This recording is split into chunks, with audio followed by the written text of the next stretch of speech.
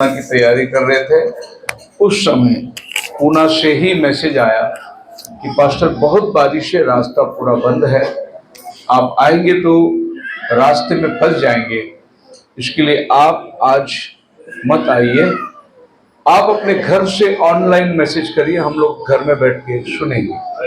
तो उन्होंने कहा, तो मैंने कहा ठीक है। वैसा मैं कभी रुकता नहीं, मतलब बारिश हो तूफान हो मेरे लिए कोई मायने नहीं रखता, लेकिन मैंने बोला जब सामने वाले बोल रहे तो रुक जाओ, तो मैं बोला चलो उनकी मान लेते। और मैंने सोचा कि चलो मेरे बेटे को बोला, बेटा शाम को कैमरा लगाना है घर में और हम लोग ऑनलाइन प्रीच करेंगे, सब लोग सुनने वाले हैं। तो वो भी बोला ठीक है डैडी। फिर बाद में पता चला थोड़ी समय के अंदर वहाँ चर्च के अंदर डिस्कशन हो गई और मेरे पास आए, बोले अगर आप शाम को इधर है तो क्यों नहीं टिकड़ी में आते। तो मैं बोला ठीक है, ये तो और भी अच्छा हो गया। तो अभी हमारे साथ में ऑनलाइन के माध्यम से पूना का चर्च भी जुड़ा हुआ है। आज वहां पर चर्च नहीं है। पिछले 25 साल से मैं पूना आया जाया करता हूँ और प्रभु की कृपा से पूना में बहुत अच्छी कलीसिया को प्रभु ने तैयार किया है। और ऐसा कोई इतवार रहा नहीं जब मैं घर में खाली बैठा हूँ, क्योंकि मैंने जो समय प्रभु को दिया है वो समय मैं प्रभु को देता हूँ। मैं किसी भी तरीके से कोई भी कारण से रुकता नहीं। आज मुझे बड़ा अजीब लग रहा था जब मैं घर जाके दोपहर को खाना खा के जब मैं थोड़ा लेटा, मेरे को अजीब लग रहा था, अरे संडे में क्या कर रहा हूँ। और मैं पीछे मुड़ के देखा कि इसके पहले कौन सा संडे हम लोग घर में खाना खा के बैठे थे, तो मुझे याद ही नहीं आ रहा है कि हम लोग कोई संडे घर में खाना खा के बैठे थे। प्रभु का स्तुति हो। ये हमारा सौभाग्य है जो प्रभु ने हमें उसके राज्य में काम करने का एक छोटा सा मौका दिया है। और जितना उत्तम हम लोग उसके लिए कर सकते हैं उतना कर रहे हैं, क्योंकि हमारा राजा बहुत जल्दी आने वाला है। हम दिल से प्रभु की सेवा करते हैं और इसके पीछे कोई मकसद है ही नहीं। एक ही मकसद है, प्रभु का राज्य बढ़े, बहुत से आत्माओं को हम लोग नरक से लेके स्वर्ग में भर्ती करते जाए। और मैं इस बात का खुश हूं, आपको ऐलान करके बोलता हूं, नरक खाली हो रहा है, स्वर्ग भर रहा है। क्या खाली हो रहा है? जो नरक के रास्ते पे थे प्रभु उनको ले आकर स्वर्ग में भर्ती कर रहा है। और कल भी मुझे लगता है कि 6 बपतिस्मा हो गए और हर महीने बपतिस्मा होते जा रहा है। और कभी भी लोग आते बपतिस्मा बपतिस्मा। मैं प्रभु का धन्यवाद हूं, मैं वो पास्टर हूं कि आप बोलो बपतिस्मा कभी लेना है, मैं उसी टाइम दे दूंगा आपको। हमारे लिए कोई टाइम मायने नहीं रखता, हम उसी टाइम उसको बपतिस्मा देते, क्योंकि बाइबल कहता है उठ अब क्यों देर करता है, उसका नाम ले और अपने पापों को धो डाल। हालेलुया। सो बाइबल में हम देखते हैं एक दिन फिलिपुस जा रहा था रथ में और रास्ते पर उसे पानी दिखाई दिया। वो उतरा और कहा कि जब पानी तैयार है और मैं भी तैयार हूं तो रोक किस बात का। और क्या हुआ, दोनों पानी में उतरे और बपतिस्मा ले लिए। एक जंगल के रास्ते पर उन्होंने बपतिस्मा ले लिया। फिलिप ने बोला नहीं, मेरे को पत्नी से पूछना पड़ेगा, परमिशन लिया क्या, बच्चों से पूछना पड़ेगा। ये मेरा उद्धार का सवाल है, मुझे किसी को पूछने की जरूरत नहीं मैं बपतिस्मा लूं या नहीं लूं, ये मेरा सैल्वेशन का सवाल है। देख पानी है, बंदा तैयार है, मियां बीवी राजी, तो क्या करेगा खाजी। उतर गया, बपतिस्मा दे दिया, बोलो हालेलुया। फिर हम देखते हैं कोर्नेलियस के घर में क्या हुआ। उस रात प्रभु ने उसके परिवार के अंदर अपने बंदे को लेकर आया जो जेल में बंधा हुआ था, और प्रभु ने उसको ले आकर सुसमाचार सुनाया। उसी रात अपने परिवार समेत उसने बपतिस्मा ले लिया। कल का बात ही नहीं, गवर्नमेंट की नौकरी, अगर कैदी भाग गए हैं तो इनको मौत की सजा होगी, लेकिन उसने परवाह नहीं किया गवर्नमेंट की नौकरी की, बोली जाए तो जाए, लेकिन आज रात मेरा परिवार का उद्धार होगा। और उसने बपतिस्मा ले लिया। बोलो हालेलुया। अ सेंचुरियन, एक सूबेदार। सो बाइबल में हम देखते हैं कि अनेक जगहों के अंदर बपतिस्मा को कोई रोक नहीं था। मन में जब सच्चाई आई तुरंत वो बपतिस्मा लेकर तैयार हो जाता है। एक बार मैं कल्याण में प्रचार कर रहा था, एक कॉटेज प्रेयर थी और मैं उस समय पे मेरे पास गाड़ी नहीं थी और हम कल्याण से लोकल ट्रेन पकड़े, अंबरनाथ आए। जैसे मैं अंबरनाथ से बाहर निकला, वहां पर चाय की दुकान पे दो ब्रदर लोग बैठे हुए थे। उन्होंने आवाज दिया मेरे को, बोले पास्टर जी। तो मैं भी उनके पास गया, बोला आओ चाय पियेंगे, चाय पिए। मैं बोला अभी तो तुम कल्याण में मीटिंग में थे, इधर कैसे आ गए? बोले हम लोग स्कूटर लेके भाग के आए। तो वो जो बंदा स्कूटर लेके भाग के आया, वो बंदा बोल रहा है अभी आपने जो कल्याण में प्रचार किया तो आपको कैसे मालूम, ये डाई के बारे में आप कैसे जानते हैं?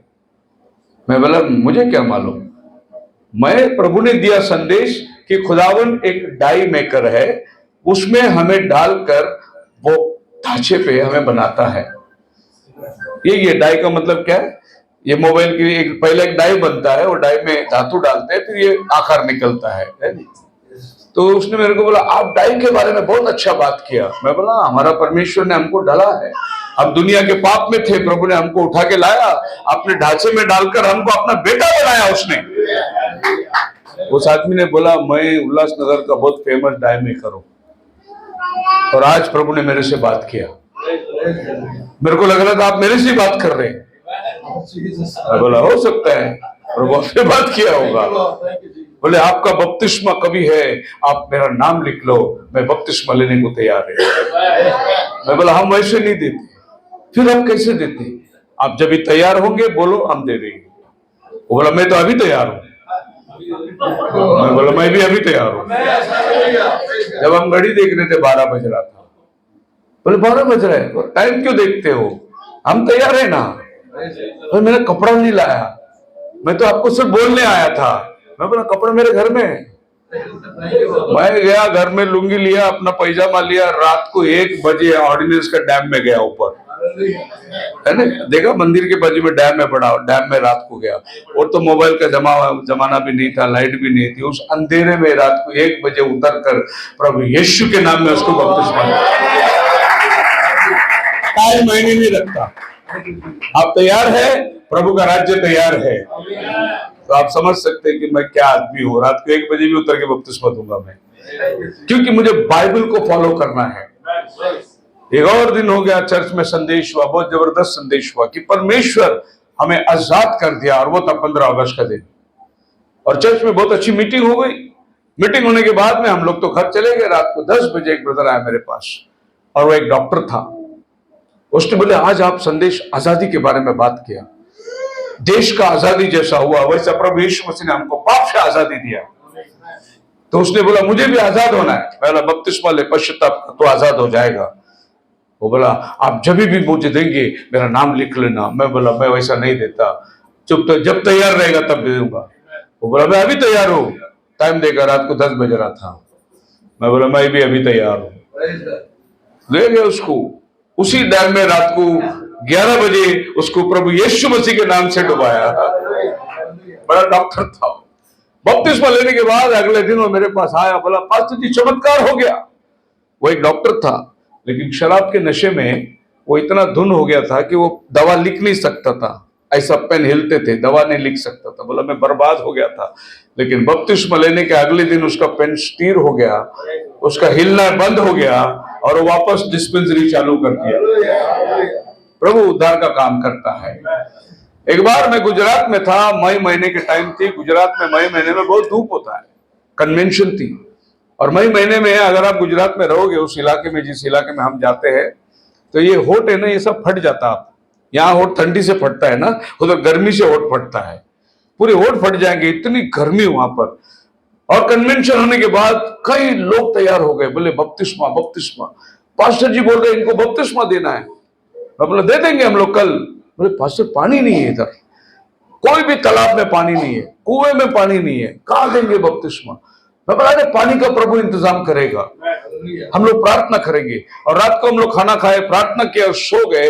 रात को 2 बजे वो पास्टर आके मुझे उठाया, बोला पास्टर जी उठो, चमत्कार हो गया, बारिश देखो क्या जबरदस्त बारिश हो रही है।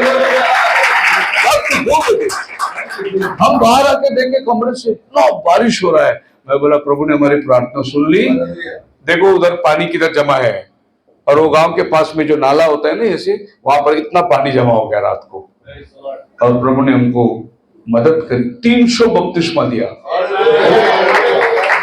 तो मरुभूमि में भी पानी देने वाला महान परमेश्वर है। मैंने बपतिस्मा में अद्भुत चमत्कार देखा है, बहुत जबरदस्त बात। और भाई का बपतिस्मा कल हो गया उनके परिवार के साथ। देखो ये प्रभु का आत्मा का लक्षण है। प्रभु का आत्मा का लक्षण ये होता है, जब आदमी के पास सच्चाई आता है वो उसको मान मर्यादा देता है। वो अपना डिग्री को नहीं देखता कि मैं भी पास्टर हूं, मैं भी चर्च चलाता हूं, मैं इनके पास कैसे बपतिस्मा लूंगा, मेरे लोग क्या कहेंगे, लोग क्या सोचेंगे।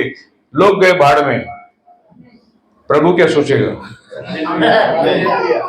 हमको जब वचन मिलता है उसी टाइम पे हम लोग प्रभु के पास अपने आप को अर्पित करते हैं। प्रेज द लॉर्ड, हालेलुया। सो अच्छा लग रहा है जो मेरा जो समय है वो फिर से प्रभु ने पुलपिट दिया वचन प्रचार करने के लिए। सो यूजुअली यार कितना बजे खत्म होता है? 9 बजे चलेगा, यहाँ के लोकली लोग पहले से भूखे है बहुत। तो आप लोग को घाई तो नहीं है जाने का घर?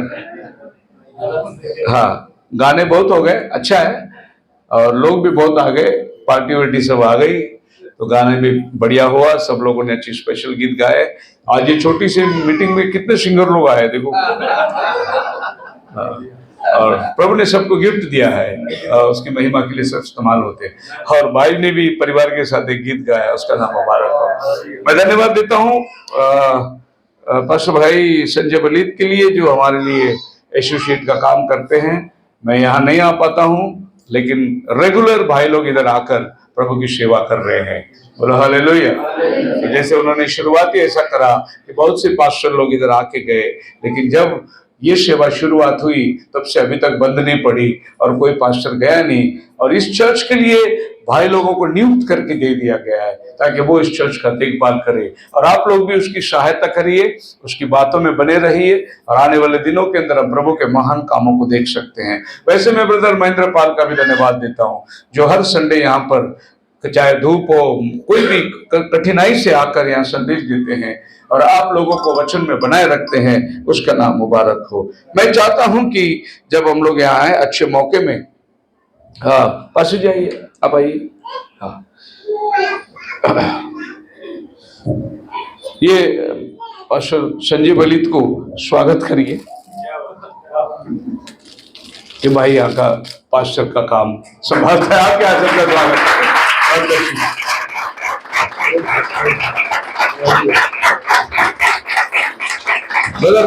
महेंद्र पाल आएंगे,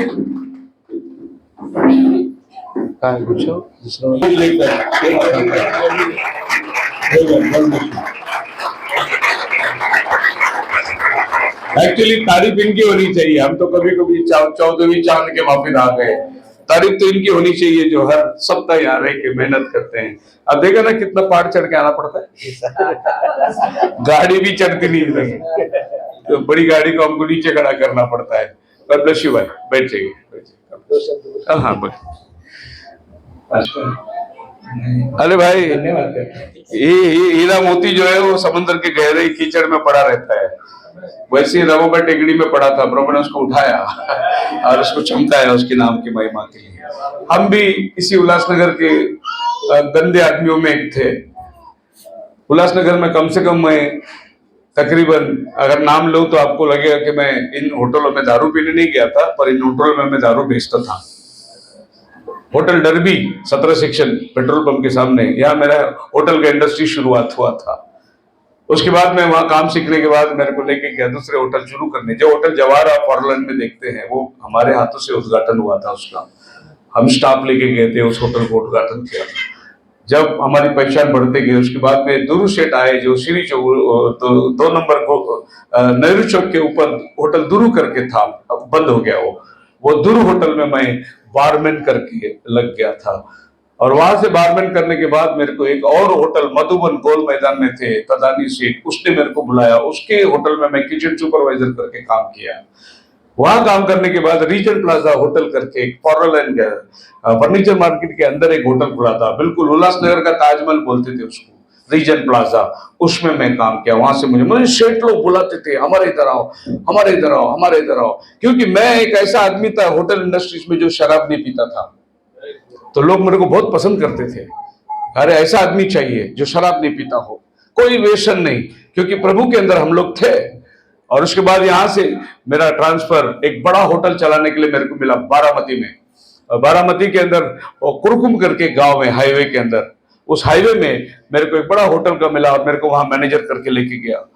मेरे को होटल दिया, कमरा दिया, रहने के लिए गाड़ी और सब कुछ सुविधा। बंदूक भी था मेरे पास बड़ा वाला, क्योंकि वह जंगली जानवर आते रात को, जंगली सुअर आते हैं, चीता आता है, तो मेरे को बंदूक भी दिया था। बड़ा आलीशान जिंदगी हो गया मेरा। मैं बोला अब तो बात बन गई, अभी किधर जाने की जरूरत नहीं। घर, गाड़ी, घोड़ा, बंदूक। और जिसका होटल था वो एसपी शिंदे बारामती का सब इंस्पेक्टर थे, उनका होटल था।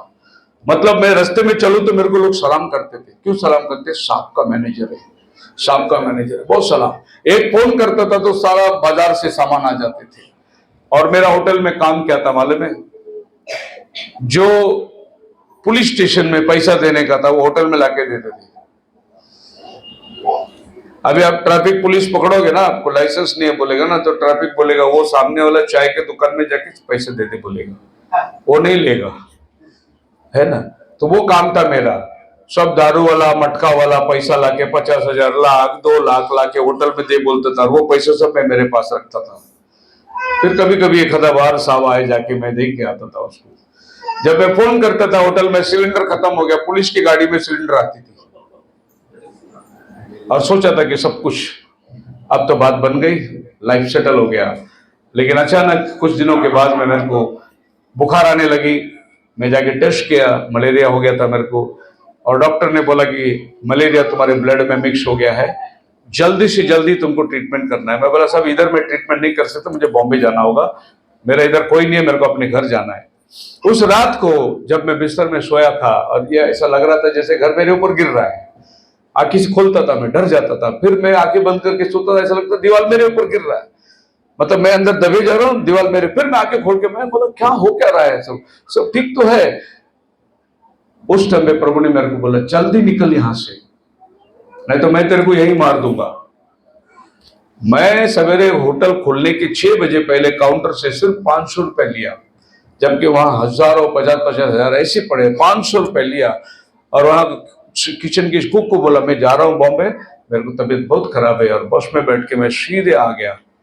अंबरनाथ में जब मैं उतरा स्टेशन से, रिक्शा में बैठा और रिक्शा वाले को बोला मेरे को सीधे हॉस्पिटल लेके जाओ। और उस टाइम पे बोला चल, मैं लापशिया डॉक्टर का हॉस्पिटल थे, और हॉस्पिटल में गया। मैं बोला डॉक्टर बहुत सीरियस है, उसने मेरे को सलाइन लगाया। रिक्शे वाले के पास चिट्ठी देके मैं घर में भेजा, बोला तुम्हारा बेटा हॉस्पिटल में आके मिल लेना। रिक्शा वाला मेरे घर में जाके बोला मैंने शेखर को अभी एडमिट करके आया। मेरा बोला अरे वो तो बारामती में, नहीं अभी मैं एडमिट करके आया। और घर वाले सब फिर हॉस्पिटल में आए और 7 दिन में हॉस्पिटल में एडमिट था। वो 7 दिन मेरा पश्चाताप का दिन था। और 7 दिन मैं प्रभु के लिए रोया, बोला प्रभु तू क्या चाहता है मेरे साथ, क्या चाहता? अभी तो मेरा लाइफ सेटल होने वाला था, मेरे को उठा के फिर यहाँ लेकर आया प्रभु। मैं अभी बनने वाला था प्रभु, इतना अच्छा मौका मिला था। तो प्रभु मेरे से बात कर रहा था। वो 7 दिन पूरा रोया रोया रोया, और शनिवार का दिन मेरा डिस्चार्ज हो गया और मैं सीधा अंबरनाथ के पहाड़ पर गया जहाँ काला टक्की थी। और वहां पर हम लोग बचपन से प्रार्थना करते थे, 20 साल प्रार्थना करते थे वहां पर मेरे पास्टर के साथ में। आप जब जानते हैं मेरा pastor Trevor Conway Ulhasnagar Punjabi colony का चर्च में मैं जाता था। और वहां पर वो जगह पे हम लोग रात को प्रार्थना करते थे, हर शनिवार रात को प्रार्थना करते। लेकिन जब नौकरी मिली तो मैं प्रभु को छोड़ के भाग रहा था। और जब मैं उसी जगह में जाकर रात को अकेला बैठा, 11 साढ़े 11 का टाइम था, चारों तरफ में जहां हम लोग प्रार्थना करते थे ना, वहां ऐसा घास नहीं आता था बोल, बाकी सब जगह में इतने घास रहते थे। वो उसके बीच में जाके बैठा और रोते रहा प्रभु क्यों हो रहा है, क्यों हो रहा है, क्यों हो रहा है। रात को तकरीबन 12 के बाद में, मुझे टाइम याद नहीं है, लेकिन मैं बहुत टाइम रोया और फिर एक धीरे आवाज में प्रभु ने मेरे अंदर बात किया, मैंने तुझे सेवा के लिए चुना है, तू किधर भागता है? दो शब्द, मैंने तुझे सेवा के लिए चुना है तो किधर भाग रहा है? उस दिन मैंने प्रभु को बोला, प्रभु आज मैं वादा करता हूं मैं अभी कहीं नहीं जाऊंगा। दूसरे दिन सवेरे 4 बजे मैं नीचे उतर के आया और चर्च में गया, जहां हम लोग नीलकमल हॉल है, ऑलरेडी प्रेयर चल रही थी, लेकिन मैं नौकरी के लालच में भागता रहा। उस दिन मैंने बाइबल उठा के कलीसिया के सामने कहा कि आज के बाद सिर्फ ये बाइबल है मेरे हाथ में, मुझे बुलाने वाला मुझे चलाएगा। और उस दिन से लेकर आज तक 1990 से अभी तक मैं पीछे मुड़ के ही नहीं देखा। प्रभु ने मुझे इतना वर्ष 36 साल हो गए, प्रभु अपनी सेवा के अंदर मुझे आज भी बनाए रखा है। कोई संस्था नहीं, कोई माँ बाप नहीं, कोई माए बाप नहीं, ऊपर सिर्फ प्रभु के ऊपर भरोसा करके चल रहा है।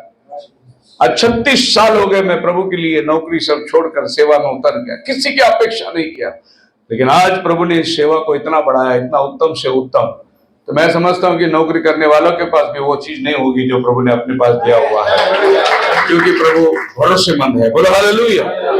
मेरी छोटी सी गवाही थी और पता नहीं गवाही कैसे आ गया, पर गवाही देने का मन हो गया मेरे को। मैं ऐसे बार बार कभी देता नहीं गवाही, लेकिन गवाही देने का मन हो गया। ये प्रभु की योजना है। बाइबल कहती है अगर तुम यीशु मसीह में हो तो तुम अब्राहम के बीज हो और वारिस हो वायदे का।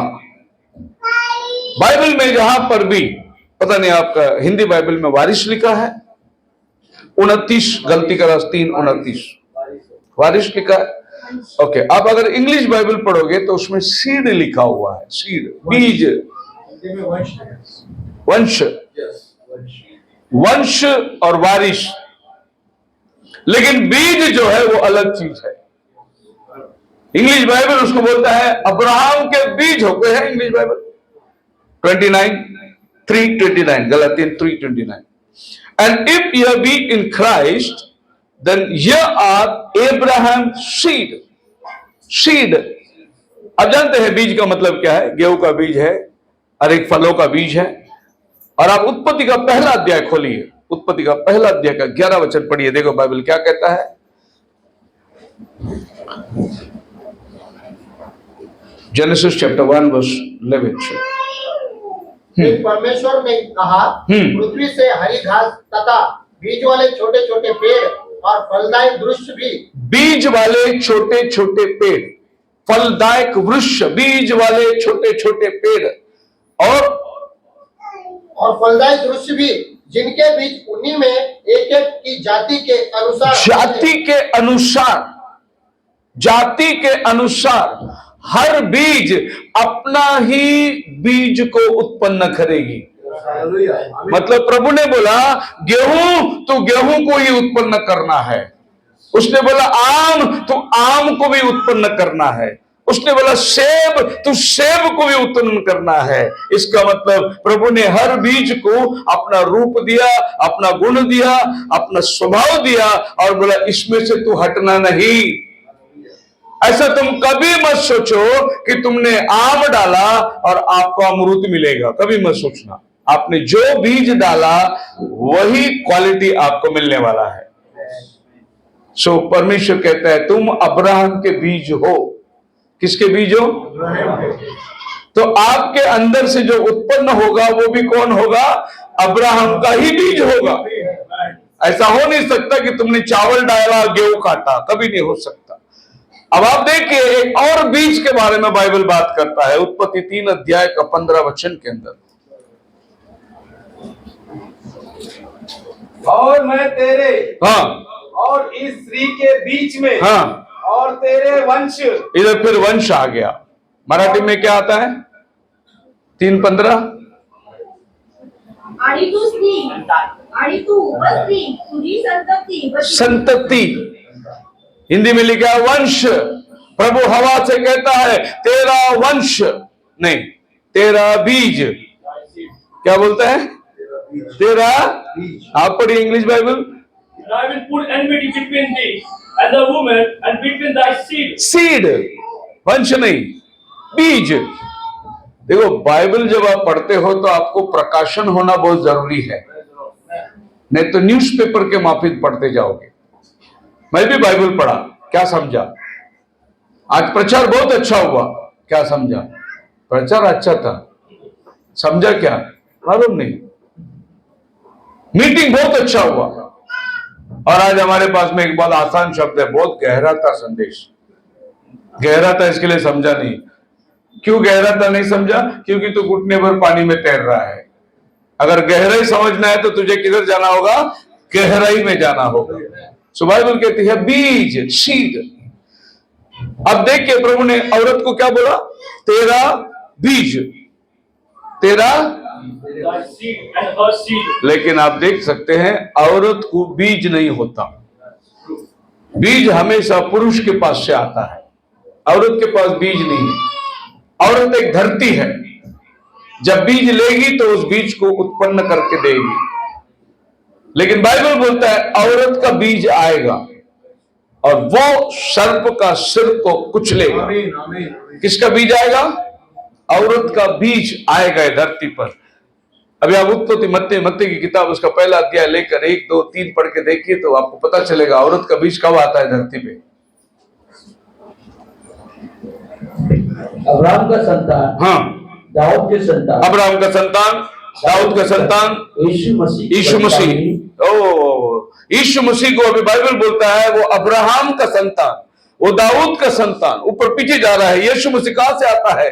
तो यीशु मसीह की वंशावली दिया, और वंशावली देखने के टाइम पे बाइबल बोलता है अब्राहम से इसहाक उत्पन्न हुआ, इसहाक से याकूब उत्पन्न हुआ, याकूब से यहूदा उत्पन्न हुआ, और यहूदा से भाई उत्पन्न हुए। अब 5 नाम पढ़ लिए, एक भी औरत का नाम नहीं है इसमें। लेकिन अब्राहम से इसहाक कैसा पैदा हुआ? अब्राहम सारा के साथ शादी किया तभी इसहाक पैदा हुआ, लेकिन सारा का नाम नहीं है, रेबेका का नाम नहीं है। इसमें कोई औरतों का नाम नहीं दिया गया क्योंकि औरत के पास से बीज नहीं आता। देखो परमेश्वर का वचन कितनी गुप्त बात है, इसमें एक भी औरत का नाम नहीं है। लेकिन जब इसमें आप पढ़ते पढ़ते यीशु के जन्म में आते हो, मत्ती की पहला 18 के अंदर, तो बाइबल क्या कहती है?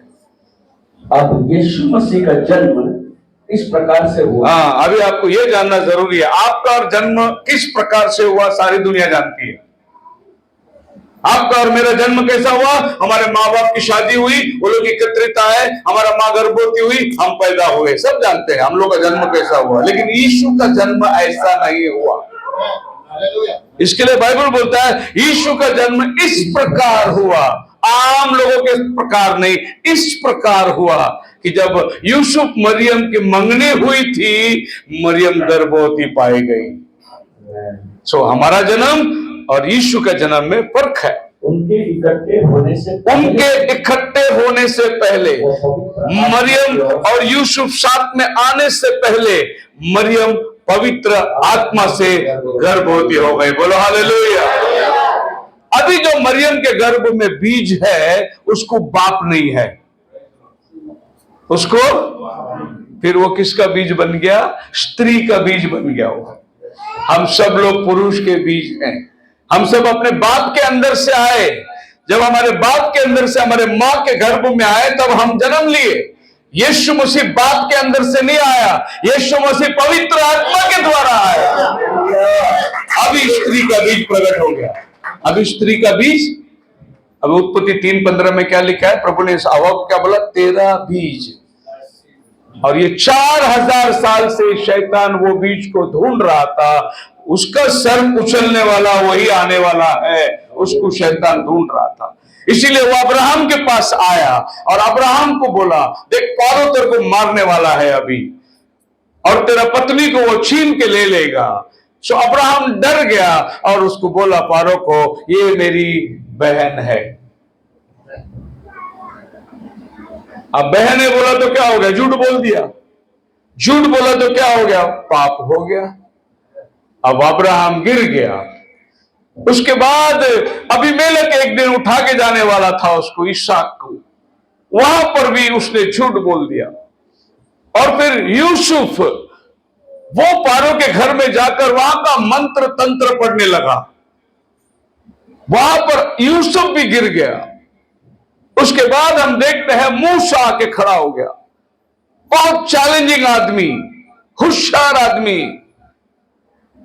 लेकिन मोसेस को ले जाकर एक दिन उस पत्थर पे प्रभु ने बोला बोल पानी देगा, लेकिन उसको गुस्सा आया और उसने पत्थर पे मार दिया। प्रभु बोला तू इधर गिर गया, अभी तू भी नहीं जाएगा अंदर। प्रभु क्या करता था? लोगों को गिराता था। शैतान देखा ये भी गिर गया, ये नहीं है बीज। अब्राहम गिर गया, झूठ बोला, वो भी बीज नहीं है। याकूब गिर गया, वो भी बीज नहीं है। वो टेस्ट कर रहा था वो औरत का बीज किधर है जो मेरा सर कुचलने वाला है। एक दिन आ गया दाऊद राजा, इजराइल का राजा, क्योंकि वचन में लिखा है दाऊद का बेटा ये धरती पर आने वाला है मसीहा बनकर। और शैतान दाऊद के पास आ गया और दाऊद एक दिन युद्ध में जा रहा था। शैतान ने दाऊद को बोला अरे तू अभी बहुत बड़ा हो गया है, तेरी ताकत बहुत बढ़ गई है, अभी तुझे जाने की जरूरत नहीं, इतना साल में कभी युद्ध तो हारा नहीं, अब तेरे बच्चे लोग युद्ध करेंगे, तू अपना घर में आराम कर। और दाऊद शाम को टेरेस में ऐलान आराम कर रहा था। ये देख के युद्ध में लोग लड़ रहे हैं और दाऊद खा पी के टेरेस में आराम कर रहा था। टेरेस में आराम करते करते क्या देखा कि बगल में एक औरत नहा रही है। उसने बोला ये औरत कौन है? बोले ये उसका उरिया का पत्नी है। बोले लेके आओ उसको, दाऊद राजा है, कुछ भी कर सकता है। और औरत को ले आकर उसके साथ कुकर्म किया। उसके बाद में औरत गर्भवती हो गई। पता चला कि वो गर्भवती हुई तो दाऊद अभी कैसे छुपेगा? तो उसने उसका आदमी को बुलाया, आजा, कैसा है युद्ध में, कैसा है, क्या खबर है? राजा लड़ रहे हैं, हम लोग तैनात है, कुछ नहीं है, आपको घबराने की जरूरत नहीं है। उसके हाथ से चिट्ठी लिखा, बोले जा घर पे आज रात को खा पी के आराम कर और कल युद्ध में जाना, तू ये चिट्ठी लेके जाना साथ में। लेकिन वो आदमी घर को नहीं गया, वो दाऊद के देवड़ी पे पायरी पे रात को सो गया। सवेरे दाऊद देखा अरे तू घर पे नहीं गया। बोले नहीं साहब, मेरे दोस्त लोग युद्ध में मैदान में, मेरे भाई लोग लड़ाई कर रहे हैं, मैं कैसे खा पी के घर में जाकर मेरे बीवी के साथ सोऊंगा? मैं नहीं सोऊंगा, इसीलिए मैं इधर ही सो गया। दाऊद राजा फिर फंस गया, क्योंकि दाऊद राजा सोचा आज रात ही अपने बीवी के पास गया होता तो बोल सकते हैं वो बच्चा मेरा नहीं उसका है, ये बोल सकता था। लेकिन वो भी प्लान फेल हो गया उसका। अब बोला अभी आदमी को मारने के सिवा पर्याय नहीं है। उसने चिट्ठी लिखा और बोला कमांडो को इसको युद्ध में आगे डालो, मर जाना चाहिए, जिंदा नहीं आना चाहिए। और वो राजा का चिट्ठी लेकर, क्या विश्वासी आदमी है देखो, खुद का मौत को जेब में लेके जा रहा है और जाकर कमांडर को दिया। उसने पढ़ा, राजा बोलता है इस आदमी को आगे भेजो, मरवा डालो, वापस जिंदा नहीं आना चाहिए। और ये आदमी जाकर युद्ध में मर गया। वहां से खबर आ गया और यह मर गया, सब रोने धोने लगे। दाऊद राजा बोला कोई बात नहीं, मैं उसको अपना पत्नी बनाता हूं। लोग बोले वाह दाऊद कितना अच्छा राजा है, देखो उसका आदमी मर गया लेकिन उसका औरत को उसने सहारा दिया, कितना अच्छा। लोग जब तारीफ कर रहे थे, खुदा का बंदा नातान आ गया, बोला ए राजा एक छोटी सी कहानी देता हूं। यीशु मसीह हमेशा कहानियों में बात करता था, पुराना नियम में भी बहुत सारे कहानी है। वो कहानी क्या है सुन। एक अमीर आदमी था और एक गरीब आदमी था। अमीर ने अपने घर में मेहमान आने के बाद उस गरीब के पास से एक ही भेड़ थी उसकी, उसने पकवा के अपने मेहमानों को खिला दिया।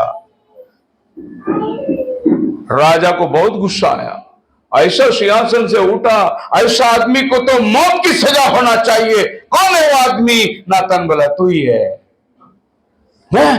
हाँ, तेरे महल में 1000 रानी है तेरे पास में, तू बेचारा वो गरीब उरिया का पत्नी को, उसका आदमी को मरवा के तो लेकर आया।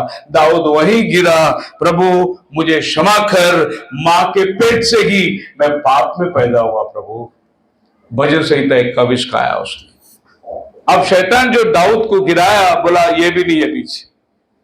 अब शैतान दूसरे को परखने के लिए जा रहा है। ऐसे ही शैतान 4000 साल से सबको गिराते आया। एक दिन यीशु मसीह बपतिस्मा लेकर 40 दिन के उपवास में गया। शैतान उसके पास आया। अभी इतना लोग को परखा ना 4000 साल में, एक भी स्त्री का बीज नहीं निकला। अब ये किसका बीज है देखना है। उसको बोला यदि तू परमेश्वर का पुत्र है तो ये पत्थर को रोटी बना। एक्चुअली वो पत्थर और रोटी का सवाल ही नहीं है। सवाल ये था तू ही है क्या वो खुदा का बेटा जो मेरा सर कुचलने के लिए आया? वो पूछ रहा था। यीशु मसीह ने बोला मनुष्य केवल रोटी से नहीं परमेश्वर के मुख से निकला हुआ वचन से जिएगा। शैतान को बहुत बड़ा झटका लगा। पहला बार 4000 साल में कोई तो मेरे को मुंह तोड़ जवाब दिया। मैंने अब्राहम को गिराया, दाऊद को गिराया, याकूब को गिराया, यूसुफ को गिराया, मोसेस को गिराया। ये पहला आदमी है जो मेरे को झटका दिया। दूसरे शब्दों में ऐसा कह सकते हैं हम लोग कि शैतान आकर उसको बोलता है यदि तू परमेश्वर का पुत्र है तो इस पत्थर को रोटी बना, क्योंकि 40 दिन हुआ था यीशु खाना नहीं खाया था, उसको अभी आज रोटी चाहिए। उपवास तोड़ने के लिए क्या चाहिए उसको? और शैतान वही चीज को आपके पास लेके आएगा जो आपको बहुत जरूरी है। आप जाओ मार्केट में और आपने लिया टमाटर 50 रुपए का, आपने 500 रुपए दे दिया उसको और उसने आपको पैसा छुट्टा करके दे दिया। मान लो कि उसने आपको 500 रुपए ने अपने 100 रुपए दिया, उसने 500 समझकर आपको 450 रुपए दे दिया। और 450 रुपए आपको मिलने के बाद आपने क्या देखा? उसका ध्यान नहीं है। वो सोचा कि मैं 500 दिया लेकिन मैंने 100 रुपए दिया। इधर कौन देखता है? आजू बाजू भी कोई नहीं है। दुकानदार में भूल गया, पैसे की जरूरत भी है अपने को, कड़की का टाइम है। तो आप 450 रुपए लेके जैसा मुड़ोगे, शैतान बोलता है वाह गुरु, लालच आ गया तेरे अंदर, चोरी का पैसा लेके जा रहा है तू। इस तरीके से शैतान ने सबको परखते परखते परखते परखते देखा कि सब झूठे निकले, उसमें सबसे बड़ा मैं हूं। सब गद्दार निकले, उसमें सबसे बड़ा मैं हूं। बोलने के लिए नहीं शर्माता। पौल बोलता है अगर कोई पापी है तो सबसे बड़ा मैं हूं। पौल बोलता है मैं पौल से कोई अच्छा तो नहीं है। तो शैतान सबको परखते परखते आ गया। यीशु मसीह के पास जब आगे खड़ा हुआ तो प्रभु यीशु मसीह ने वचन का तलवार निकाला। क्या निकाला? वचन का तलवार। मनुष्य केवल रोटी से नहीं परंतु परमेश्वर के मुख से निकला हुआ वचन से जिएगा। दूसरे शब्दों में अगर बोलूं तो निकाला शैतान ने तलवार, क्योंकि परमेश्वर के बच्चे हमेशा वचन की तलवार से लड़ते हैं। तो शैतान ने एक परता बताया, अगर तो खुदा का बेटा है तो पत्थर को रोटी बना सकता है, वाक्य बना सकता है। अगर वो 5 रोटी 5000 को खिला सकता है, अगर 40 साल जंगल में वो मन्ना खिला सकता है तो पत्थर को भी रोटी बना सकता है। उसने उसके लिए असंभव काम नहीं बताया। लेकिन प्रभु यीशु मसीह ने वचन का दूसरा भाग निकाला, यूं तलवार निकाला, भोग दिया उसको, बोला मनुष्य केवल रोटी से नहीं परमेश्वर के वचन से जिएगा। शैतान घायल हो गया। पहला बार कोई वचन से मारा। बोलो हालेलुया। आप समझ रहे हैं ना? आप शैतान बोला दूसरा परीक्षा इसके पास डालेंगे, सेकंड टाइम टेस्ट करेंगे। शैतान हमेशा टेस्ट करते रहता है। दूसरा बार उसने बोला आप इधर आओ, आप यहां से ये सब जो दिखाई दे रहा है सब देखो, पूरा शहर चकमक चकमक चकमक, ये राजा राजधानी सब कुछ, ये सब मैं आपको दे दूंगा, आप मुझे प्रणाम करो। फिर यीशु मसीह ने कहा तू अपने परमेश्वर की परीक्षा ना कर, क्योंकि शैतान को मालूम है अगर मसीहा आएगा तो ये जगत का उद्धार करने के लिए आएगा। उसने ऑफर दिया मैं देता हूं आपको, आप आइए। यीशु मसीह ने बोला परमेश्वर को परीक्षा मत कर। दूसरे शब्दों में शैतान परीक्षा यीशु का ले रहा था, लेकिन यीशु ने क्या बोला? ये तेरा नमन नहीं करेगा, तू इसका नमन कर। तेरा परमेश्वर तेरे सामने खड़ा हुआ है, इसकी नमन तू कर। प्रभु ने वहां खुले ऐलान करके दिखा दिया कि तेरे सामने जो खड़ा है वो तेरा परमेश्वर है। लेकिन शैतान उलझन में पड़ा हुआ है। तो शैतान एक बाजू पढ़ा रहा है, यीशु दूसरे बाजू पढ़ा रहा है। अभी तक हमारे भाई नागपुर से आए गोपाल दास जी मत्ते 28 पढ़ते रहे। जब उन्होंने यूट्यूब देखा तो मत्ते 28 का ऊपर एक और वचन है प्रसिद्ध 38। शैतान दुनिया को मत्ते 28 पढ़ा रहा है खाली, पत्थर को रोटी बना, पत्थर को रोटी बना, पत्थर को रोटी बना। यीशु मसीह बोला मनुष्य रोटी से नहीं जिएगा, परमेश्वर के वचन से जिएगा। दूसरा बाजू बताया उसने। और आज भाई को दूसरा बाजू मालूम पड़ा कि पिता पुत्र पवित्र आत्मा का नाम यीशु मसीह है और उसने यीशु मसीह के नाम में बपतिस्मा ले लिया। यही शैतान गिराते गिराते गिराते आया और जब यीशु मसीह के पास आया उसको गिरा नहीं सका, क्योंकि उसके अंदर वो स्त्री का बीज जो वायदा किया था वो बीज वो सामने निकल गया। अब शैतान उसके पीछे लग गया, बोला यही है, इसको मैं गिरा नहीं सका। 3 पाप के बारे में बाइबल बात करता है। पढ़िए पहला दूसरी यूहन्ना की किताब 2 अध्याय का 16 वचन। मुझे लगता है 1 जॉन या 2 जॉन है, 2:16 लिखा है। 2 जॉन 2:16 देखिए। क्योंकि जो संसार में है, हाँ, अर्थात शरीर की अभिलाषा, शरीर की अभिलाषा, आंखों की अभिलाषा, आंखों की अभिलाषा जीविका का और जीविका का घमंड, पिता की ओर से नहीं। ये 3 पाप के बारे में बाइबल बात करती है। संसार की अभिलाषा जो शरीर की अभिलाषा है, आंखों की अभिलाषा जो हमारा मन चाहता है, और जीविका का घमंड, यही 3 पाप आदम के पास आया था शैतान ने लेकर। शरीर की अभिलाषा, फल खाने में मन भाव था, अच्छा था, स्वादिष्ट था। शरीर की अभिलाषा। आंखों की अभिलाषा, फल दिखने में अच्छा था, मन को खींचने वाला था। जीविका का घमंड, तू ये खाएगा तो परमेश्वर के समान हो जाएगा। जीविका का घमंड। और पहला आदम गिर गया, दूसरा आदम प्रभु यीशु मसीह धरती में आया। पहला कुरिन्थियन 15 अध्याय 45 वचन में लिखा है, यीशु मसीह दूसरा आदम बन के आया। और शैतान उसके पास भी यही 3 फल लेकर आया। क्या लेकर आया? ये सब जो तुझे दिखता है मैं तुझे दे दूंगा। आंखों की अभिलाषा। यीशु मसीह ने उसके ऊपर जय पाया। हम लोग आंखों की अभिलाषा में गिर जाते हैं, यीशु ने जय पाया। दूसरा, शरीर की अभिलाषा। तेरे को भूख लगा है ना, 40 दिन खाना नहीं खाया ना, ये पत्थर को रोटी बना खा ले। शरीर की अभिलाषा, ये पापी पेट का सवाल है। जाके आज 12-12 घंटा 16-16 घंटा फर्नीचर मार्केट में काम करके आते, पापी पेट का सवाल है। कैसा भी ये पेट से मेहनत, पेट के लिए लाना है, अपने पेट के लिए, बीवी का बच्चे, बच्चों का पेट भरना है, उसके लिए क्या नहीं करते हम लोग। झूठ बोलते, चोरी करते, डाका डालते, खून करते, कितने गंदे गंदे काम जो किसके लिए करते, सब पेट के लिए करते हैं। सोचते हैं कि किसी ना किसी जरिए से मेरा पेट। आपको क्या लगता है वो पॉकेट मार जो ट्रेन में जाता है वो ऐसे ही जाता है? नहीं, वो रोज सुबह भगवान से प्रार्थना करता है, आज मेरे को अच्छा पॉकेट मिलने दे। प्रार्थना करके जाता है। वो बोलते मेरा पुलिस के हाथ में पकड़ा नहीं जाना चाहिए, मेरे को अच्छा रकम मिलना चाहिए, आज पगार का दिन है, सबके पॉकेट भरे होंगे। वो भी दुआ करके ही जाता है। खून करने वाला क्या करके जाता है? आज मेरे को सबूत नहीं मिलना चाहिए, कोई मुझे पकड़ना नहीं चाहिए। किसके लिए जाता है? वो खून करके अपने परिवार को लाके देने के लिए। हमारे इस देश के अंदर एक बहुत बड़ा शास्त्री, उसका नाम है वाल्मीकि। वो क्या करता था? चोरी लूटमार करके लाके अपने घर को पालता था। तभी उसको पूछा गया कि तू चोरी वोरी करता है, ये तो गलत काम है, और तू अपना परिवार का पेट भरता है, अगर तेरे को सजा हो जाएगा तो तेरा परिवार तेरा सजा में भागी होगा क्या? वो बोला नहीं।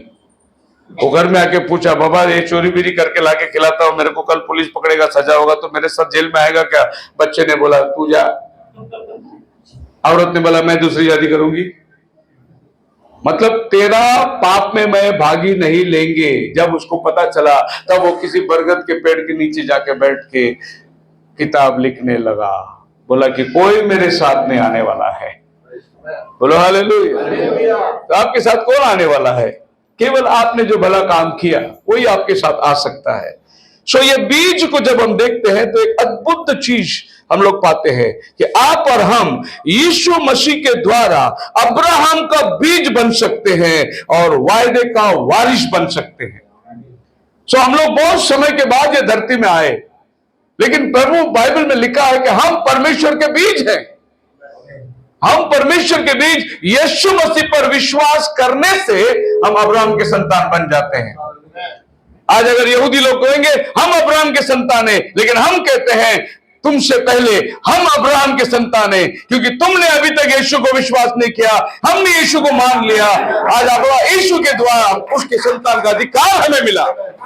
यहूदी लोग अभी तक बने नहीं अब्राहम के भी। मसीहा हमको नहीं मिला, मसीहा आज हमको मिला। कैसे मिला? हम वारिस अब्राहम के नहीं, लेकिन यीशु मसीह पर विश्वास करने से हम अब्राहम के वारिस बन जाते हैं। बोलो हालेलुया। बाइबल बोलती है, रोम क्लास उसका 8 अध्याय का वचन पढ़ोगे तो 14-15 वचन के अंदर ऐसा लिखा हुआ है, जितने आत्मा के चलाए चलते हैं वे ही परमेश्वर के पुत्र हैं। जितने आत्मा के चलाए चलते हैं वे ही परमेश्वर के संतान है।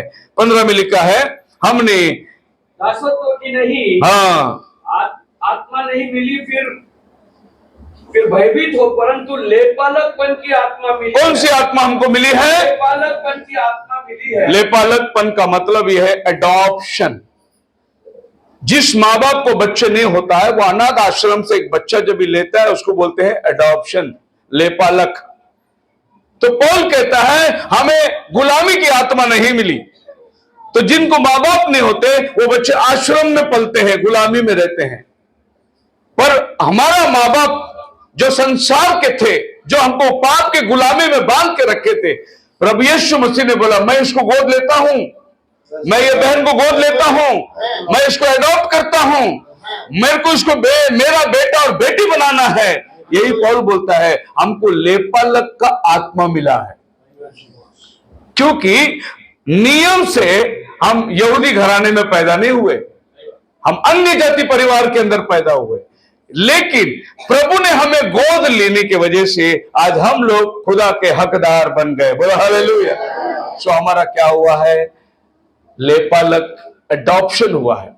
अब अडॉप्शन क्या होता है? 17 वचन में लिखा है, और यदि संतान है हाँ तो वारिस भी, वरन परमेश्वर के वारिस और मसीह के संगी वारिस है। तो हम लोग संतान हैं। यीशु मसीह के द्वारा हम परमेश्वर का बेटा और बेटे होने का अधिकार मिला है। पढ़िए यूहन्ना की किताब, उसके पहले अध्याय का 12 वचन में क्या लिखा, देखिए, चैप्टर 1 वर्स 12।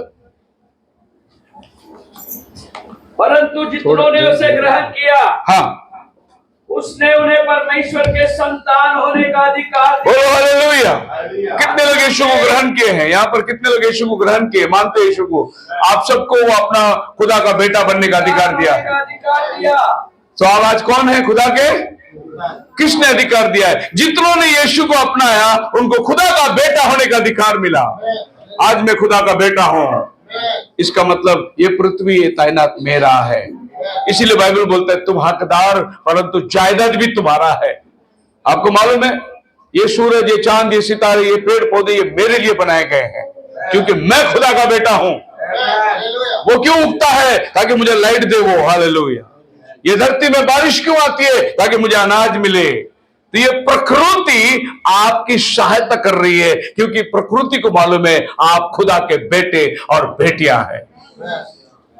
आप जब रास्ते पे चलते हैं, ये पेड़ आपको देख के बोलता है खुदा का बेटा आ रहा है, खुदा का बेटी आ रहा है। जब ये सूरज चमकता है, वो आपको देख के बोलता है ये खुदा का बेटा है, ये खुदा का बेटी है। बोलो हालेलुया। और ये रोम का 8 अध्याय का 19 वचन में क्या लिखा, देखिए, रोमस 8:19। क्योंकि सृष्टि हाँ बड़ी आशा भरी दृष्टि से हाँ परमेश्वर के पुत्रों के प्रकट होने की प्रतीक्षा कर रही है जी। क्योंकि सृष्टि हाँ अपने इच्छा से नहीं, हाँ, पर अधीन करने वाले की ओर से। सृष्टि बड़ी आशा भरी दृष्टि से ये देख रही है कि परमेश्वर के बेटे और बेटियां कब आएंगे धरती पर। कौन देख रहा है? सृष्टि। क्योंकि ये सृष्टि उस बात को जानती है, जब परमेश्वर ने सर्प को देखा, उत्पत्ति 3 अध्याय के अंदर कहा तू पेट के बल चलेगा और तू मिट्टी चाटेगा और तेरे अंदर इनके बीच में बैर उत्पन्न होगा।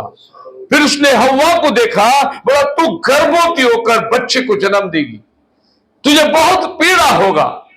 उसके बाद उसने आदम को देखा, बोला आदम मैं तुझे श्राप नहीं दे सकता, तू मेरा बेटा है, लेकिन तेरे कारण मैं भूमि को श्राप देता हूं। आप समझ में? फिर ये भूमि आज आदम का श्राप में पड़ी है, इसीलिए वो बोलता है कि वो असली आदम कभी आएगा ताकि मेरे को श्राप से छुटकारा पाना है। वो असली आदम के बेटे आप और हम हैं। तो ये पृथ्वी हमारी इंतजार कर रही है। सो लेपालक के बारे में मैं चंद समय में आपको समझाना चाहता हूं।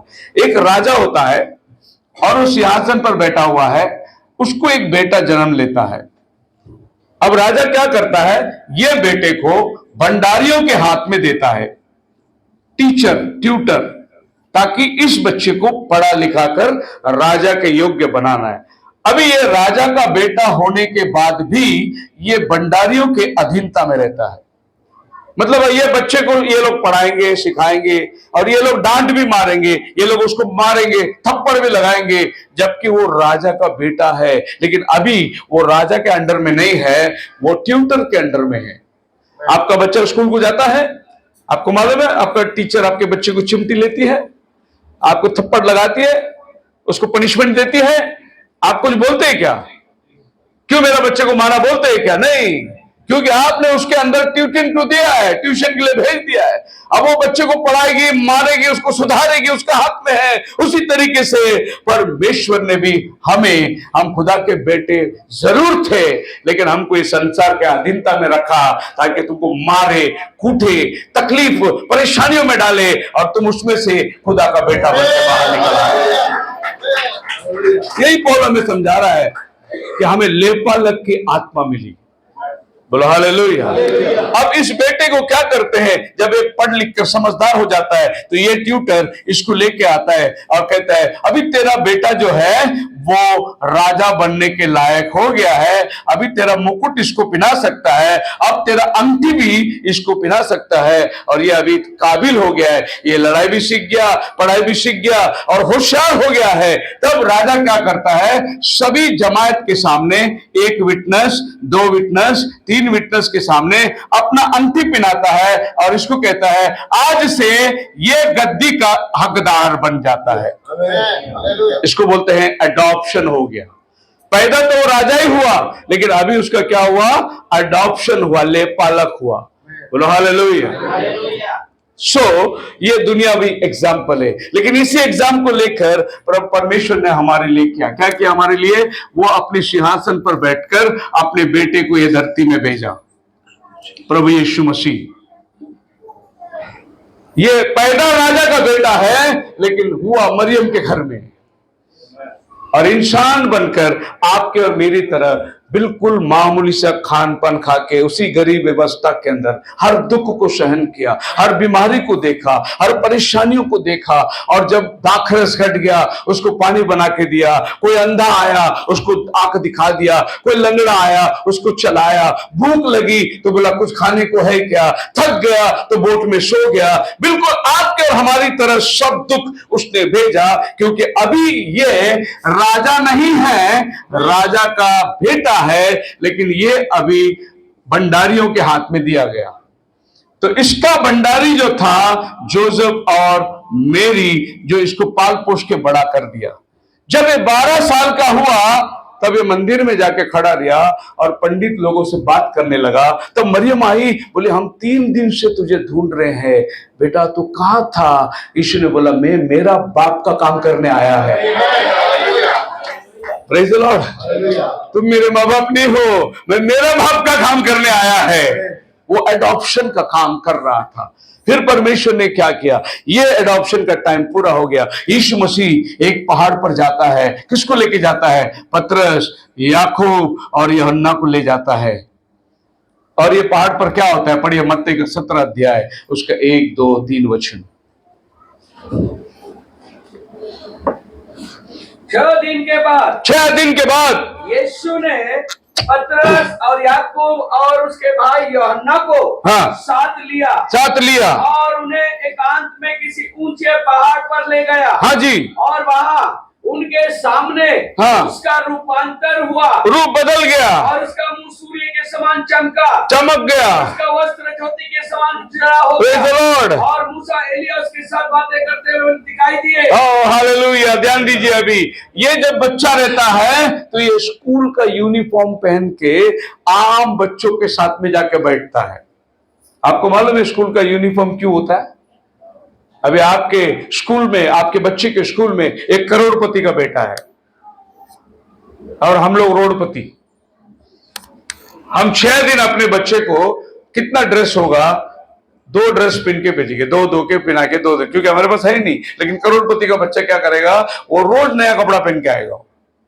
तो हमारा गरीब बच्चा जब वो करोड़पति के बच्चे के साथ बैठेगा, उसका सोने का डब्बा रहेगा, चांदी का डब्बा रहेगा, वो रोज फ्रूट लेके आएगा, अपन वेपर बिट के डाल के भेजेंगे। तो हमारा बच्चे को क्या होगा, देखो ये कितना बड़ा बाप का है, अगर मैं उधर पैदा होता तो कितना अच्छा होता, उसका कपड़ा देखो कितना अच्छा है। तो ये भेदभाव स्कूल में बच्चों को नहीं आना चाहिए करके स्कूल यूनिफॉर्म बनाया गया, ताकि सब बच्चे जब स्कूल के कपड़े पहनते, ना कोई करोड़पति दिखता है ना कोई रोड़पति दिखता है। वैसा ही प्रभु यीशु मसीह हमारे जैसा कपड़ा पहन के आया था, हमारा रूप धारण करके आया था। बोलो हालेलुया। वो अपने बाप के साथ कारपेंटर का काम कर रहा था। न जाने यरूशलेम में कितने दरवाजे खिड़की उसने बना के दिया होगा अपने बाप यूसुफ के साथ। उन दिनों के अंदर कारपेंटर का घर बोला तो अच्छा खासा घर, मिस्त्री का घर, लोग अपने घर बांधते थे और खिड़की दरवाजे के लिए यूसुफ के घर आते थे, और वहां पर यूसुफ उनसे ऑर्डर लेता था और यीशु करवट से लकड़ी काट के देता था, उसको रंदा मार के देता था, अपने बाप को मदद करता था वो, क्योंकि वो अभी गुलामी का कपड़ा पहना है। फिर बाद में परमेश्वर ने क्या किया, उसको ऊंचे पहाड़ पर ले गया और उसका रूप बदल गया। हालेलुया। क्योंकि जब ये बाप अपने बेटे को स्कूल से लाकर यहां खड़ा करता है तो अपना कपड़ा पहनाता है, अपना मुकुट देता है, अपना अंगूठी देता है उसको। वाह, यीशु मसीह को परमेश्वर ने अपना कपड़ा दिया, क्या हो गया, वो बदल गया। हालेलुया। उसका रूप बदल गया, उसके कपड़े के रंग बदल गए, आसमान पर उठा लिया गया। और फिर यहाँ पर राजा क्या बोलता है, आज से मेरा बेटा को मैं सारा अधिकार देता हूं। वैसा पिता परमेश्वर ने कहा, ये मेरा प्रिय पुत्र है, तुम सब लोग इसकी सुनो। हालेलुया। उस दिन उसका लेपालक हुआ। यीशु मसीह का क्या हुआ, लेपालकपन हो गया, अडॉप्ट हो गया प्रभु। आज ये मेरा प्रिय पुत्र है, तुम सब इसकी सुनो। पुत्र तो वो पैदा हुआ उसी दिन से था, लेकिन उस दिन वो भंडारियों के हाथ में दिया गया, ट्यूटर के हाथ में दिया गया था। लेकिन आज उसकी कोर्स पूरा हो गया। जब वो 30 साल का हुआ, यॉर्दन नदी में आया बपतिस्मा लेने के लिए। एक याजक बनने के लिए 30 उम्र होना जरूरी है, इसलिए 30 उम्र प्रभु उन अधीनों के अंदर रहा। जब उम्र हो गया, आके खड़ा हो गया जॉन के पास, और जॉन उसको देख के घबरा गया, बोला कि हे गुरु, मैं आपका पास बपतिस्मा लेना चाहिए, आप मेरे पास कैसा आए। यीशु ने बोला, हम दोनों मिलकर शास्त्र को पूरा करेंगे। एडॉप्शन ऐसा ही होता है, कोई शॉर्टकट नहीं मार सकता। अगर बाइबल में लिखा है पश्चाताप करो पाप की क्षमा के लिए, तुम में से प्रत्येक जन प्रभु यीशु के नाम में बपतिस्मा ले तो तुम पवित्र आत्मा का दान पाओगे। तो ये लाइन है, शॉर्टकट में आत्मा का दान नहीं मिलेगा, ये रीत है, और उसी रीत में आपको चलना पड़ेगा। आप मेरे साथ हैं? बिजली वाले ने आके आपका लाइट काट के चला गया, बाद में आपको मालूम पड़ा बिल नहीं भरा, फिर आप जाते हो उधर, बोले साहब मेरा लाइट काट दिया। बोलता पहले बिल भर के आओ। क्या भर के आओ? बिल भर के आओ। सब बिल मेरा ज्यादा आ गया, वो सब बाद में देखेंगे, पहला आएला बिल भर के आओ। उसको बोलते हैं, उसका लीन है, उसके कानून है, उसकी व्यवस्था है। उसी तरीके से प्रभु ने आपके और मेरे लिए भी एक व्यवस्था को पूरा किया। वो याकूब यूहन्ना को लेकर पर्वत पर गया, जैसे यहाँ पर इन मंत्रियों के आगे इसका प्रदर्शन होता है, वैसा प्रभु ने भी 3 जन को लेके गया पहाड़ पर। आओ, मेरा आज एडॉप्शन होने वाला है, मेरा आज लेपालक होने वाला है, तुम मेरे विटनेस बनोगे। और उनको ऊपर लेके गया, अचानक उसका रूप बदल गया। ये लोग औंधे मुंह गिर गए, उसको देख नहीं सके। एक आवाज आया, और उस आवाज के बाद में बाइबल कहती है 17:5 के अंदर, वो बोल ही रहा था कि एक उजले बादल ने उन्हें छा लिया, और उस बादल में से यह शब्द निकला, यह मेरा प्रिय पुत्र है, जिससे मैं प्रसन्न हूँ, इसकी सुनो। और आगे चेले यह सुनकर मुंह के बल गिर गए, और अत्यंत डर गए। यीशु ने पास आकर उन्हें छुआ और कहा, उठो, डरो मत। तब उन्होंने अपनी आंखें उठाकर यीशु को छोड़ और किसी को ना देखा। अब यीशु का नाम का बपतिस्मा लोगे तो आपको दुनिया बोलेगी ओनली जीसस बन गया। क्या बोलेगी? अभी यही वचन इंग्लिश में पढ़ो, 6 17:5 पढ़िए इंग्लिश में। है किसी के पास? While he yet spake, Yes. behold, a bright cloud overshadowed them. Ji. And behold, a voice out of the cloud, which said, "This is my beloved Son, Amen. in whom I am well pleased. हाँ. Hear him." हाँ. And when the disciples heard it, हाँ. they fell on their face हाँ. and were so afraid. And Jesus came and touched them हाँ. and said, "Arise and be not afraid." And when they had lifted up their eyes, they saw no man save Jesus only. only. आज दुनिया बराबर बोलती है, अब यीशु का नाम में बपतिस्मा लेगा तो बराबर पहचानती है जीसस ओनली है, ये जीसस ओनली है। हालेलुया। अब उनको पूछो ट्रिनिटी किधर लिखा है, पूछो। हम ट्रिनिटी वाले हैं, हम ट्रिनिटी वाले, हम त्रिक मानते हैं, किधर लिखा पूछो। तुम हमको बोलते ना ओनली जीसस, ये देखो मत्ती 17:5 में कौन है, जीसस ओनली। हालेलुया। आप मेरे साथ है। तो एडॉप्शन हो गया। अभी ये पार्ट दुनियावी थी, वो आध्यात्मिक थी। अभी आपके बारे में बोल के मैं खत्म करना चाहता हूं, टाइम बहुत हो गया। मैं माफ करना, देखो मैंने अभी तक दूसरा ही स्लाइड खोला है। कितना? और आज के संदेश में स्लाइड कितना था टोटल? 22 स्लाइड था। कितना था? पर मैं 2 ही खोला, 20 बाकी है। 20 बाकी बोला तो 12 बजेंगे पूरा। तो मैं ये 2 में खत्म करना चाहता हूं, टाइम हो चुका है।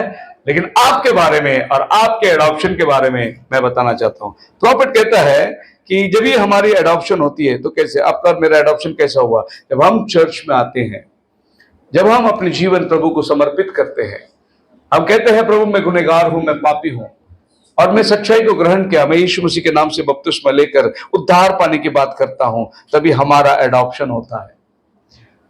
और आपके और हमारे एडॉप्शन के लिए क्या हुआ? देखिए अभी हम अपने ऊपर आ जाएंगे। ये हमारा परमेश्वर पिता है, ग्लोरी, ये हम विश्वासी हैं। अब हमें भी प्रभु ने एक टीचर दिया है और ये टीचर के अधीनता में हम लोग शिक्षण पाते हैं। वो टीचर है होली स्पिरिट। यूहन्ना 14 अध्याय का 26-27 वचन में लिखा है, जब पवित्र आत्मा आएगा वो जो सही है वो तुम्हें सिखाएगा। मैं जा रहा हूं, पवित्र आत्मा आएगा। तुम्हारा टीचर कौन है? पवित्र आत्मा हमारा टीचर है। बोलो हालेलुया। तो आज हमको पवित्र आत्मा सिखाता है, हमको चलाता है। एक बात है, पवित्र आत्मा आपको मारेगा नहीं, वो आपको ताड़ना नहीं देगा, लेकिन वो एक बात जरूर बोलेगा। जब आप चर्च में आए और बपतिस्मा ले लिए और आप प्रभु में बढ़ रहे हैं कलीसिया के अंदर, तभी पिता परमेश्वर ट्यूशन से, यानी ये आदमी हमेशा इससे पूछेगा, कैसा है मेरा बेटा, पढ़ाई कर रहा है, होमवर्क कर रहा है? कौन पूछेगा? राजा ट्यूटर से पूछेगा, ट्यूशन टीचर से पूछेगा, मेरा बच्चा होमवर्क कर रहा है, पढ़ा रहा है। वैसा ही परमेश्वर पिता पवित्र आत्मा से पूछेगा, मेरा बेटी कैसा है चर्च में, मेरा बेटा कैसा है चर्च में? पवित्र आत्मा बोलेगा, अच्छा है वो चर्च को आता है, लेकिन लिपस्टिक लगाना छोड़ा नहीं अभी तक।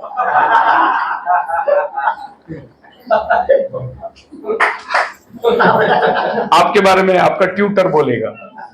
आपका ट्यूशन टीचर कौन है? पवित्र आत्मा है। अच्छा, वो चर्च में प्रार्थना करती है क्या? नहीं, बाइबल में पढ़ती हो चर्च में, लेकिन ब्यूटी पार्लर जाना छोड़ा नहीं अभी तक। हालेलुया। पवित्र आत्मा आपको सिखा के, आपका इस गुलामी के हालात से आपको राजा का बेटा बन के खड़ा करने के लिए तैयारी कर रहा है। सो यही प्रोसेस के अंदर हम लोग चल रहे हैं। सो पवित्र आत्मा क्या गवाही देगा? अभी ब्रदर मेरा बेटा कैसा है? बेटा बहुत अच्छा है, चर्च में रेगुलर जाता है, लेकिन गुटखा खाना छोड़ा नहीं अभी तक। चुप चुप के सिगरेट भी पीता है वो कभी कभी। अच्छा, सिगरेट सब छोड़ दिया हो, पहला करता था, लेकिन अभी उसके अंदर गुस्सा बहुत है, गुस्सा अभी तक छोड़ा नहीं वो। आपका बारे में आपका ट्यूटर कोई कंप्लेन नहीं करना चाहिए, तो आपको कैसे जीना चाहिए? जैसा वचन कहता है वैसा आपका जीवन होना चाहिए। तब ट्यूटर बोलेगा कि जो बच्चा स्कूल में शिक्षण, चर्च में परफेक्ट है, वचन के साथ चलता है, यहां वहां नहीं देखता, वो बिल्कुल पवित्र आत्मा की अगुवाई में चलता है, जैसा मैं बोलता हूं वैसे ये बेटा करता है, तब पिता बोलेगा कोई बात नहीं, इसको मैं लेपा लगता आत्मा देने वाला हूं, इसको मैं अडॉप्ट करने वाला हूं। और एक दिन एक आकाशवाणी होगी, जिस दिन आप बपतिस्मा लेते हैं पानी में और कबूली देते हैं, अपना जीवन प्रभु को अर्पित करते हैं, आसमान से एक आवाज होता है, ये मेरा मेरा प्रिय पुत्र है, हालेलुया, ये मेरा प्रिय बेटी है। ये आवाज ऐलान खुदा करता है आसमान से, और उस दिन से आप और हम खुदा के बेटे और बेटियां बन जाते हैं। और आज हम लोग कौन हैं? अब्राहम के बीज बन गए यीशु मसीह पर विश्वास करने से। आप लोग साधारण लोग नहीं है। हो सकता है आप जादव परिवार से आए होंगे, आप और कोई परिवार से आए होंगे, लेकिन एक्चुअली आपका परिवार अब्राहम का बीज है। आप लोग आए भरी अलग, लेकिन आप मूल वहीं से आए हैं। खुदावन आपको आशीष दे। प्रार्थना के अंदर जाए।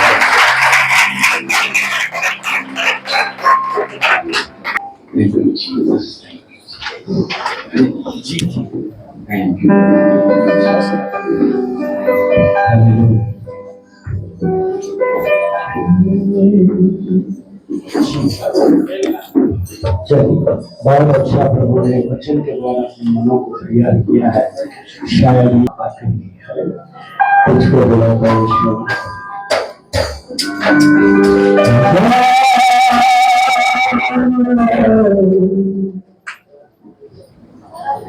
प्रभु यीशु के दरिया जीवन मिलेगा।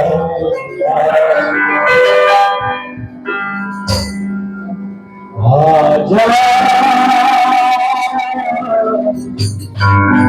प्रभु यीशु जीवन मिलेगा। आजा आजा दिल पे जो तेरा बड़ा बोझ है,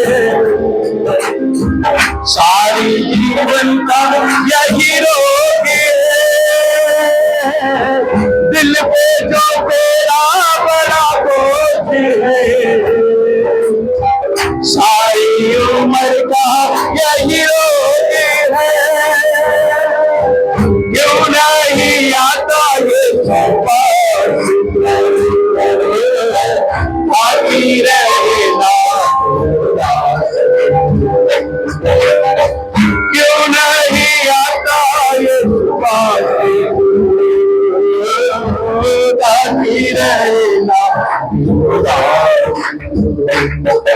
आजा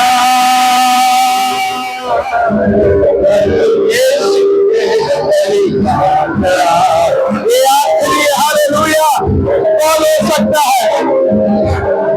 ये बुलावट आखिरी हो सकती है। मेरे भाइयों, अपने जीवन को खुदा के हालेलुया वेदी के पास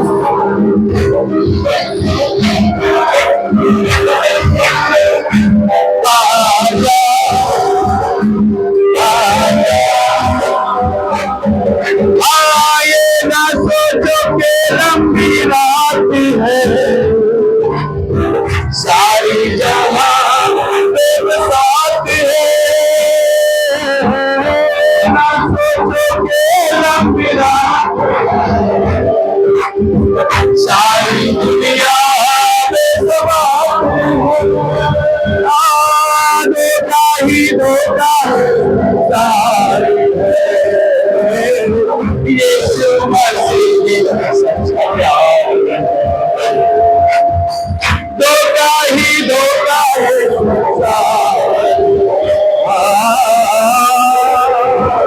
हालेलुया हालेलुया। प्रभु की आवाज खुदावंद यीशु आज बुला रहा है। प्रभु यीशु अपने पास बुला रहा है। देश से बने लोगों मेरे पास आओ।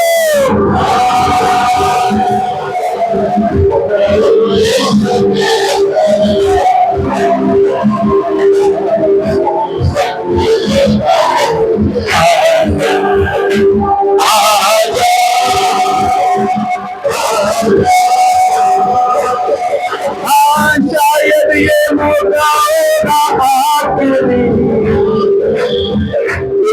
बोला था यीशु नासरी। शायद ये मौका होगा आखिरी, बोला था यीशु नासरी। आगे बढ़ क्रूस को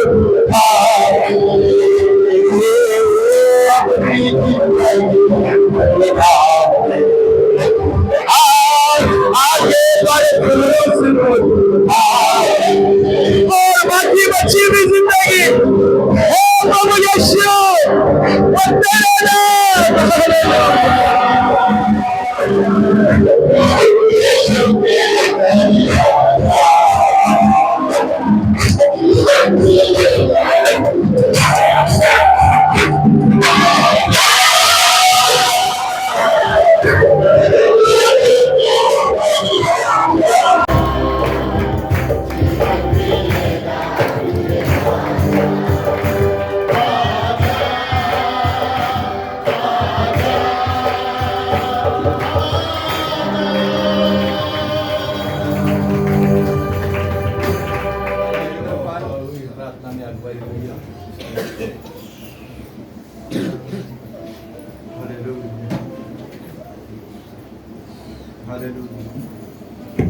हालेलुया। सभी को प्रेस रो, प्रभु का धन्यवाद हो कि आज एक अच्छा समय दिया। और हमारी योजना नहीं, लेकिन प्रभु की योजना में प्रभु ने चरवा को लेकर आया। और एक बूस्टर जिसको कहते हैं, बूस्ट करना। रॉकेट जो आसमान में जाता है उसको बूस्टर लगा होता है, क्योंकि उसको ये पृथ्वी छोड़ना रहता है। पृथ्वी का गुरुत्वाकर्षण, ग्रेविटी छोड़ने के लिए उसको एक बूस्टर की जरूरत होती है। वैसा हमको ये पृथ्वी छोड़ने के लिए हमें एक बूस्टर की जरूरत पड़ती है कि एक बूस्टर मिलेगा तो हम ये पृथ्वी को छोड़ देंगे और प्रभु के साथ बादलों पर मिलेंगे। हालेलुया। तो आज हमें एक बूस्टर मिला है, तो इस बूस्टर को आप छोड़ना नहीं। इस आग को और हवा देना, ये और बढ़े, इसमें पानी मत डालना। घरों में जाकर और प्रार्थना करना कि और आग बढ़े। घरों में जाकर और कलाम को पढ़ना कि और हवा मिले। अपनी संगति को और बढ़ाना कि और हवा मिले और बढ़ती जाए। हालेलुया। क्योंकि अब समय नहीं रहा, नए नए कानून बनते जा रहे हैं, आपको शायद पता नहीं। और ये समय कम है। प्रभु ने कहा था जब तक दिन है काम करते जाओ, वो रात आने वाली है जिनमें काम नहीं कर सकते। तो ये काम करने का टाइम है, क्योंकि अभी रात आने वाली है और वो रात में हम कुछ नहीं कर सकते, क्योंकि जब कानून आपके घर के बगल तक आ जाएगा तब आप कुछ नहीं कर सकते। और अभी ये समय है कि इस आग को फैलाइए और बहुत फैलाइए। मेरी आपसे विनती है कि आप प्रार्थना अधिक से अधिक कीजिए, बाइबल को अधिक से अधिक पढ़िए, वरना आपका यहाँ आना बेकार हो जाएगा। आपने पाया बहुत अच्छा चीज, अगर आपने इसको संभाल कर नहीं रखा तो कोई फायदा नहीं। आप इसे जाइए और इसको इस्तेमाल कीजिए, आज के संदेश को इस्तेमाल कीजिए, प्रार्थना में अपना जीवन अधिक से अधिक बिताइए, वचन में बिताइए। प्रभु ने कहा जागते रहो, प्रार्थना करते रहो, ताकि तुम परीक्षा में न पड़ो, क्योंकि परीक्षा आ चुकी है। परीक्षा आ चुकी है, आपको शायद पता नहीं है, लेकिन परीक्षा आ चुकी है और उससे बचने के लिए आपको प्रार्थना करना प्राधान्य है। Hallelujah, hallelujah. आइए हम प्रार्थना में जाएंगे। खुदावन हम धन्यवाद करते हैं आज के रात के समय। प्रभु हम नहीं जानते खुदावन, जब ये गीत गाया जा रहा था तो इसमें एक अंतरा है प्रभु जी कि शायद ये मौका होगा आखिरी, इसके बाद हमें अगला सप्ताह मिले न मिले खुदावन, परंतु ये आखिरी मौका हम तुझे देते हैं प्रभु। ओ खुदावन, मैं इस मंडी में प्रार्थना करता हूँ प्रभु, हर एक के पापों को तू क्षमा कर मेरे खुदा, दया कर। याकूब में लिखा है अगर वो कलीसिया का प्राचीन या कोई और आकर प्रार्थना करे तो उनके भी पाप क्षमा हो जाएंगे। इस वचन को स्मरण करते हुए प्रभु मैं इनके हर एक के पापों की क्षमा के लिए प्रार्थना करता हूँ प्रभु। यहाँ से जब बाहर जाए खुदावन, एक भी सोल, एक भी प्राण के ऊपर पाप न रहे मेरे परमेश्वर, धुल कर जाए मेरे खुदा, तेरे लहू में शुद्ध होकर जाए प्रभु जी, तेरे लहू का छिड़काव होकर।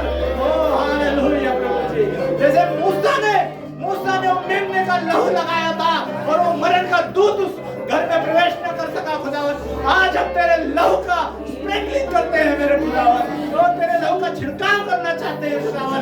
तो प्रभु तू स्वयं अपने लहू का छिड़काव कर प्रभु, कि कोई मरण का दूत इनके ऊपर हावी ना हो मेरे परमेश्वर। ये जीवन के लिए आए हैं, जीवन को लेकर जाए मेरे खुदावन, जीवन को छोड़ ही और कुछ न मिले खुदावन। हम आपसे प्रार्थना करते हैं प्रभु, खुदावन आशीष कर मेरे परमेश्वर, दया कर प्रभु। यहाँ आए हुए खुदावन सभी विशेष लोगों के लिए हम धन्यवाद करते हैं प्रभु। गढ़चिरौली से खुदावन, ओ प्रभु इतनी दूर से प्रभु आए, उन्हें भी ब्लेस कर खुदावन, उनके भी आगे के जीवन को तू आशीष कर खुदावन। उन्होंने एक उत्तम बात पाई है प्रभु, जो आपने मरियम के लिए कहा था खुदावन, कि जो इसने पाया है उससे छीना ना जाएगा खुदावन। आज जो उन्होंने पाया है प्रभु, जो उसे छीना नहीं जाएगा। जब वे वहां जाएंगे इसकी बढ़ती होगी प्रभु जी। सभी भाई लोग जो आज विशेष करके सभा के लिए आए प्रभु, उन्हें आशीष कर मेरे खुदा। विशेष हमारे चरवा को आशीष कर प्रभु, उन्हें अच्छी सेहत दे और ताकत दे और बल दे खुदावन, और उन्हें अपने सामर्थ्य से भर मेरे परमेश्वर।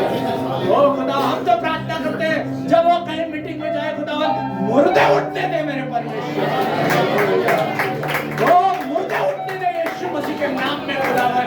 ओ ऐसा ही हो प्रभु जी, तेरा सामर्थ प्रकट होने दे मेरे खुदा, कि कोई इस सत्य के सामने खड़ा ना रह सके मेरे खुदा। ओ वहां पवित्र आत्मा की आग लग जाए मेरे खुदा। Hallelujah hallelujah. ओ खुदावन, जहाँ भी वे आए जाए प्रभु, तेरे दूत उनके साथ रहे प्रभु। आना जाना तू आशीर्वादित कर, अच्छी सेहत दे, ओ खुदावन सुरक्षा दे, हर दुर्घटना से बचा, हर बुरे लोगों से बचा, बुरी आफत से बचा मेरे खुदा। ओ तेरा वचन लेकर जा रहे हैं खुदावन राजा, सामर्थ्य से लेकर जाए प्रभु, आशीष कर मेरे खुदा। आज यहाँ आवे सभी लोगों को प्रभु, जो इतनी देर तक इतने कष्टों में यहाँ बैठे रहे प्रभु, उन सभी को तू आशीष कर प्रभु। खुदावन हमें मिला हो रहे प्रभु, जैसे तू यहाँ एकत्रित किया प्रभु, उनके घरों में वापसी में जाने तक तो उनके साथ बना रहे। सारी महिमा आपको देते हैं प्रभु। तेरे आने में देर रही प्रभु, तो हमें एकत्रित करना। यदि तेरा आना हो ही गया खुदावन, तो हम सब वहाँ मिलेंगे प्रभु जी, तेरे साथ मिलेंगे, बादलों पर मिलेंगे। जैसे हम यहाँ एकत्रित है, वैसे तेरे साथ इकट्ठे रहेंगे प्रभु। तब तक के लिए प्रभु तो इन सबको आशीष कर प्रभु। ये प्रार्थना प्रभु यीशु मसीह के नाम में मांगते, सुन और कबूल कर।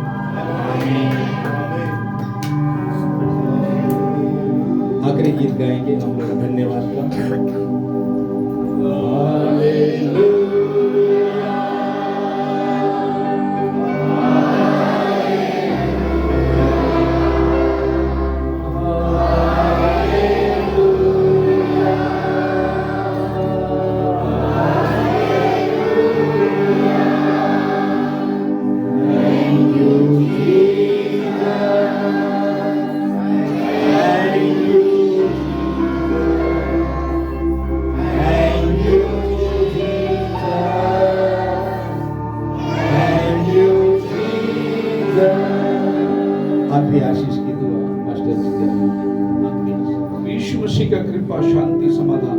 पवित्र आत्मा का सहभागिता आपसे लेकर प्रभु के आने तक यहाँ उपस्थित छोटे बड़े सबके साथ आभार तक बनी रहे। सब मिलकर कहेंगे आमीन।